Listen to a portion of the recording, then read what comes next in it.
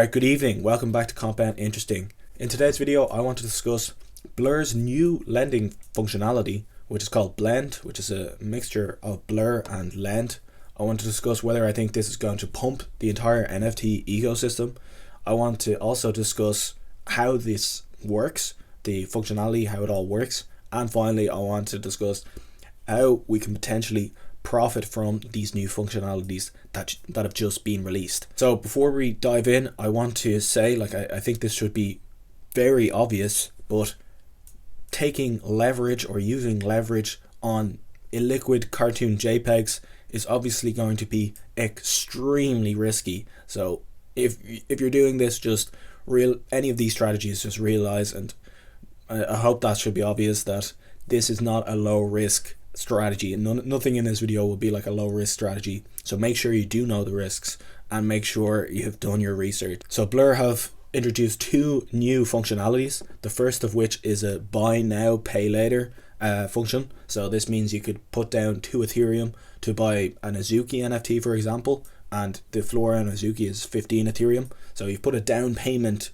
for this NFT that you want to buy, so you put down 2 Ethereum and you owe the other 13 Ethereum plus interest, and we'll get into why you might want to do that and how potentially we could profit from that functionality. The other function that they've released is just NFT collateral, NFT loans. These are a little bit more classical. Most people have heard of this. So this is essentially like, say I own a CryptoPunk NFT, for example, and it's worth 50 Ethereum, but I want to unlock some Ethereum, or I want to buy a different JPEG, but I don't have any more Ethereum. I can take out a loan against this NFT. So using this NFT as collateral that's worth 50 Ethereum, I could take a 40 Ethereum loan or a 20 Ethereum loan and then pay that Ethereum back with interest over time. Alright, first let's talk about the two different functionalities in a bit more detail, and then we'll discuss how we can potentially profit from these new functionalities. So the first one is the buy now pay later function. And why on earth would you want to do this? Why would you want to put down 2 Ethereum and then pay 13 ETH, for example, for an Azuki plus interest over time, or owe this interest at some later date? Well, otherwise you'll lose your 2 Ethereum. Why would you want to do this? Maybe some people, like, what it's supposed to be used for potentially is that people want an Azuki and they want to buy it now before the price goes up, and they think they're going to be able to earn money over time and pay back the 15 ETH loan. But what it's more likely going to be used for, what I think it's really going to be used for, is, say for example, I think the price of Azuki, I'm using Azuki because this is one of the 3 collections, one of the first 3 collections that Blur has opened this functionality for. But say I think the Azuki price is going to pump from, right now it's 15 Ethereum, it's going to pump to 16 or 17 or 18 Ethereum within a day or two. What I'll do is I'll put down 2 Ethereum as a down payment on an Azuki. So now I own this Azuki, in the same way that if you put a down payment on a house and take out a mortgage, you kind of own the house, but you still owe the other 90% or the other 80% of a loan. Now I've put 2 Ethereum down, I bought an Azuki for 15 ETH, and let's say the interest is 0.5 Ethereum, for example. And then in 2 days time, the floor price of Azuki has gone to 17 Ethereum. So I sell the Azuki that I own, I sell that for 17 Ethereum, and I pay back the loan, 13.5 Ethereum, and I keep the profit of 1.5 Ethereum. So that's pretty much a 100% gain in 24 hours, for example. But this obviously can work to the downside as well. If the floor price of Azuki drops by 2 Ethereum, then like your loan has gone into liquidation. Your loan will likely be put into liquidation, and you can pay back the loan if you have the 13 Ethereum, but I'm assuming you don't have 13 Ethereum if you're using this buy now pay later function. So this is kind of similar to like a call option, or it's very similar to house flippers. So a house flipper will buy a house with 10% down or 20% down and mortgage the rest from the bank. So they'll buy a house for 400,000, let's say, and then they do up the house and they put 50 grand into actually making the house better. The house is obviously pretty crap at the start, so the house increases in value by 100,000. So then they pay back the mortgage and they keep the $50,000 difference. So that's the same idea here.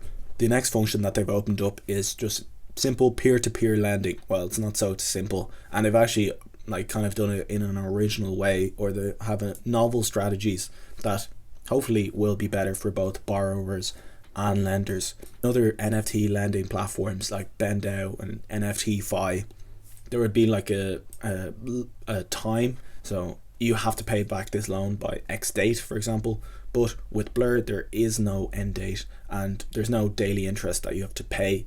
There's no daily payments. It's just you owe this, the interest is building up and up and up. So it's just a perpetual loan, and the lender at any time can put your loan up for auction. So say the price of the NFT you put up as collateral has dropped slightly, the lender might get a bit scared and put your loan up for auction, and the loan goes for auction, and the APY that you owe will increase and increase and increase until a new lender accepts the loan. So that's essentially how you could get liquidated if no one accepts the loan, and then the lender will get your NFT. And that's probably most likely going to happen if the floor price of the NFT has dropped below the loan value that you took out. Alright, so that's kind of a novel way to introduce NFT lending with no time expiry, no oracles checking the floor price. It's just, if the lender wants to get rid of your loan, he can just auction off your loan, and anyone can take it on as the interest rate rises. So there's more incentive to take on the loan. Now, some people are getting worried that the lenders are incentivized to take as many loans or give as many loans as possible. So once they take on your loan, they might just auction it off straight away, so they can get a new loan with that Ethereum, give out a new loan with that Ethereum and get more Blur points. But Blur is actually disincentivizing that, so you'll actually lose Blur points if you auction off a loan. So you can see this guy already has negative Blur points, which is pretty awful if you were trying to be some sort of Blur farmer there. Alright, so that's roughly how the peer-to-peer lending works on Blur, but what does this actually mean? So this means people can get really, really cheap loans using their NFTs as collateral. So why are they getting really cheap loans? Like the loans here, you can see here's some examples. You can see the amount of loans being offered at 0% interest, even at really high loan to values. So for example, if I wanted to take out a loan from my bank and put my house up as collateral, I probably only get a loan to value of like 80%, and my interest rate would be like, let's say 5% or something. But here we're getting loan to values of up to like 95% with 0% interest on illiquid cartoons. So why on earth are people doing this? Of course it's for the Blur points. So people are offering these crazy cheap loans just to get Blur points. So this means you can take out, if you own any of these miladies, azukis, CryptoPunks, you're able to get a really cheap loan if you want it, and then you could go do with that Ethereum whatever you like. You could go try and buy an NFT and hope the floor price of that NFT goes up, and then pay back the loan and keep the profit.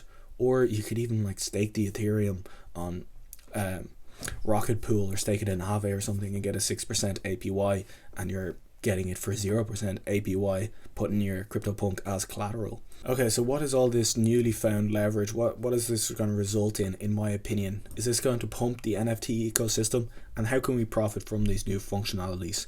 So personally, I think all this fresh lending, all this fresh Ethereum that's going to be available in the NFT ecosystem is going to make the NFT ecosystem much more volatile. So we know crypto is one of the most volatile assets in the world because there's so much leverage in crypto, and introducing this leverage into illiquid cartoons, that's a recipe for disaster potentially, but a recipe for volatility without a shadow of a doubt.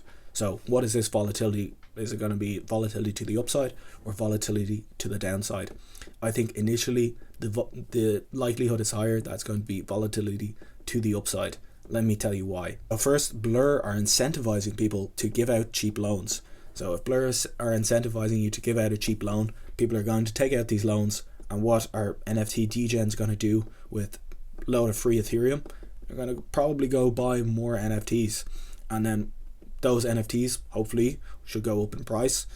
they'll take out more loans against those new NFTs that have gone up in price, and more lenders will give out loans, more borrowers will take out more loans. And Blur are also allowing people to buy NFTs with only putting down like a 10% deposit or a 20% deposit on an NFT. So if people are able to buy an NFT and pay for it later using like credit card debt, people are probably going to do that as well, and that's going to lead into a short-term pump in NFT prices, in my opinion. The final catalyst that could result in a pump of the NFT ecosystem is for these collections like Milady, Azuki and CryptoPunks, and any that you're getting these lending points for. Blur have turned off listing points. So if you own one of these collections, there's no point, if you're trying to just get points, there's no point listing your NFT on Blur anymore unless you actually want to sell that NFT. So a lot of the listing walls are going to vanish for these NFTs that are just there for Blur farming. These listings are going to vanish, and that could lead to an increase in the floor price. So NFTs are different than crypto in the fact that when they drop, they don't tend to drop super fast like in crypto, because they kind of generally bleed out slowly over a long period of time. But with this newly found leverage, I think the upside is going to be fast, but the downside is also going to be fast. And I think everyone realized that with all this newly found leverage in the system, the piper is going to have to be paid at some point. And I think the leverage to the downside is going to be very strong, just like potentially to the upside. What other strategies are there to potentially take advantage of this new functionalities on Blur? So one potential strategy is to guess which collections are going to be added to the Blur lending functionality next. So we saw Azuki, Miladies and CryptoPunks. Miladies went up like 30% once this got announced, and CryptoPunks and Azukis went up like 10-20% at least since this got announced, because people realized, oh no, I can take a loan against these assets, they should be worth more, or I can buy these assets with only a 10% deposit. And obviously just people are speculating on that as well. So if you can find which collection is going to be added next, it's likely going to lead to a 20% pump. I think the one that's most likely going to be next is DeGods. The reason being that Blur and DeGods and Frank from DeGods have some strong ties together, so it's likely that DeGods will be added to this soon. And I think also the Yuga assets will be added soon, so mutants, Bored Apes, etc., other deeds hopefully. Some other strategies that one could use if you want to take advantage of these new functionalities is, one of them, you could offer a loan that you don't think will get accepted. So you want to offer a loan with like medium APY in comparison to others and a medium loan to value, because the closer you are to being accepted, the more Blur points you're going to get, but you don't want to actually get accepted. You just want to get the Blur points. So that's one strategy. The other strategy is actually just loaning out your Ethereum, offering out loans. Obviously this is a bit more risky because you're actually loaning out your Ethereum and you could get stuck with an NFT that's underwater eventually. At least you'll get the Blur points, but I would only do this if the NFT you're taking as collateral is an NFT that you would buy at the price of the loan that you gave. So for example, if you actually would buy a Milady for 3 Ethereum, give out a loan on a Milady for 3 Ethereum. The floor price right now is 4 Ethereum, and if it drops below 3 Ethereum, worst case scenario, you've bought an NFT for 3 that you would have bought for 3 Ethereum anyway. And in a good case scenario, the NFT price doesn't go down below the loan value and you get any interest plus the Blur points. The kind of riskier plays is just to take out a loan, put one of your NFTs up for collateral, take out a big loan or take out a small loan and go use that Ethereum, try and flip it in other NFTs to try and earn more Ethereum and then pay back the loan and keep the profit.